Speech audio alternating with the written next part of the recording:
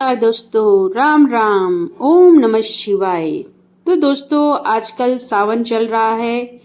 तो सावन के मुख्य अवसर पर्व पर मैं आपसे कुछ जानकारी जो कि भगवान शिव संबंधित है उसके बारे में आपको बताना चाह रही हूँ। आज हम बात कर रहे हैं भगवान शिव के परिवार में कौन कौन है। क्या भगवान शिव की पुत्रियां भी थी? नमस्कार दोस्तों, क्या आप जानते हैं कि भगवान शिव के परिवार को सबसे आदर्श और अनोखा परिवार माना जाता है। आइए सिर्फ 2 से 3 मिनट में जानते हैं उनके परिवार के बारे में। सबसे पहले भगवान शिव, जिन्हें देवों का देव महादेव कहा जाता है। उनकी अर्धांगिनी है माता पार्वती, जो शक्ति का स्वरूप है। इन्हें माता दुर्गा, गौरी, जगदम्बा के नाम से भी जाना जाता है। भगवान शिव के 2 प्रमुख पुत्र हैं। पहले हैं भगवान गणेश, जिन्हें विघ्नहर्ता और प्रथम पूज्य देव माना जाता है।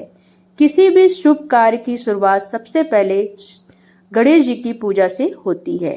दूसरे हैं भगवान कार्तिकेय, जिन्हें स्कंद, मुरुगन और कुमार स्वामी भी कहा जाता है।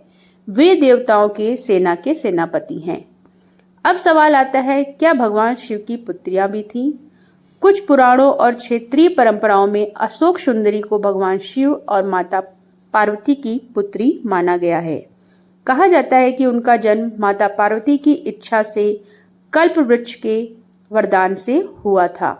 के अलावा कुछ लोक परंपराओं में ज्योति और मनसा देवी का भी उल्लेख मिलता है, लेकिन सभी हिंदू ग्रंथों में इन्हें भगवान शिव की पुत्री के रूप में समान रूप से स्वीकार नहीं किया गया है।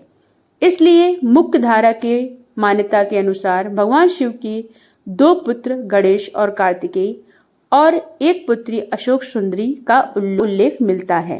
यही कारण है कि शिव परिवार प्रेम, शक्ति, ज्ञान और एकता का प्रतीक माना जाता है। ध्यान देने वाली बात यह है कि मुख्य पुराणों जैसे कि शिव पुराण, स्कंद पुराण आदि में भगवान शिव की 5 पुत्रियों का प्रमाणित उल्लेख नहीं मिलता है। हालांकि कुछ क्षेत्रीय मान्यताओं, लोक कथाओं और लोक देवी परंपराओं से शिव से जुड़ी कुछ देवियों का उल्लेख मिलता है।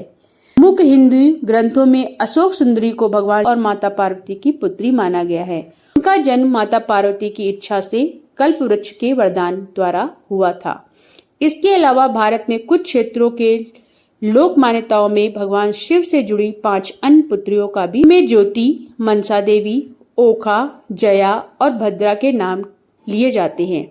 यह जानकारी है कि इन 5 को सभी पुराणों और सभी हिंदू परंपराओं में भगवान शिव की पुत्रियों के रूप में समान रूप से स्वीकार नहीं किया गया है। इसलिए इन्हें क्षेत्रीय और लोक परंपराओं से जुड़ी मान्यताएं मानी जाती हैं।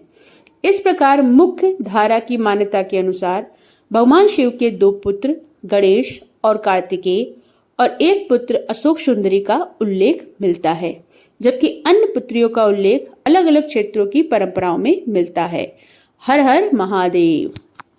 यह जानकारी आपको अच्छी लगी हो तो वीडियो को लाइक करना, सब्सक्राइब करना और शेयर करना ना भूलिएगा। हर हर महादेव।